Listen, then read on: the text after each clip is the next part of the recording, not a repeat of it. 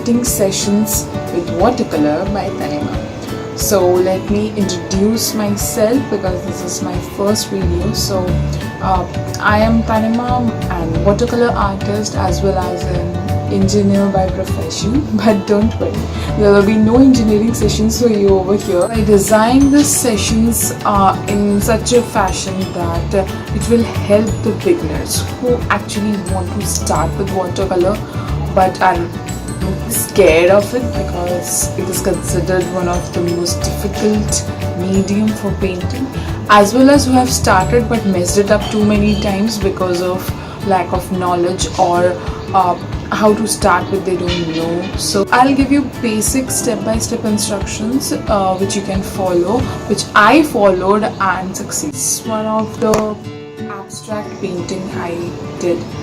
So yeah, this is one of my favorite chameleon. In this video we will be majorly talking about all the appliances you need to have when you are starting off with watercolor. I will show you all the appliances I use so that it can help you, and few tips which I have learned. So first of all, the most important thing in watercolor is paper.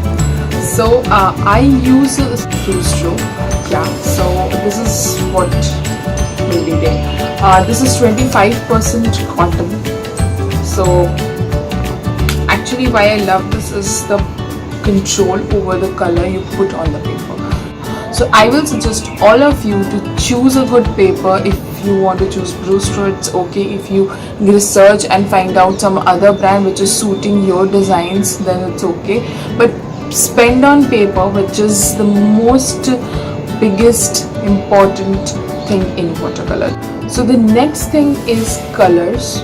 Right now I use a Winsor muted color. So this is the color I use right now and I love this. So this is a color palette totally. So this is how it looks inside. We'll give another tip in that color actually doesn't matter at the starting. So I started with this Camel cakes, simply available in one store near my house. So I started off with this and they were great to start off. That's my suggestion, that color is okay, you can compromise a bit but not on paper. Now we will talk about brushes. I use 4 kind of brushes. First of all, these 3 round brushes, 0, then this one is 4 and this one is 16. So these are, and one flat brush is enough for that, for spreading your water. This is for detailings.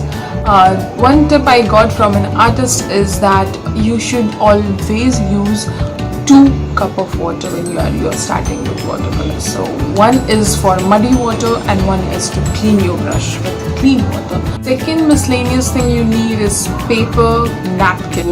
Do keep it when you have extra water or color on your paper, you can take it off. Last but not the least is color mixing tray sort of, which you can take anything which you can mix on so that you get the color exactly what you have. See you in the next video. Please like, share and subscribe if you get help with this video, and see you soon.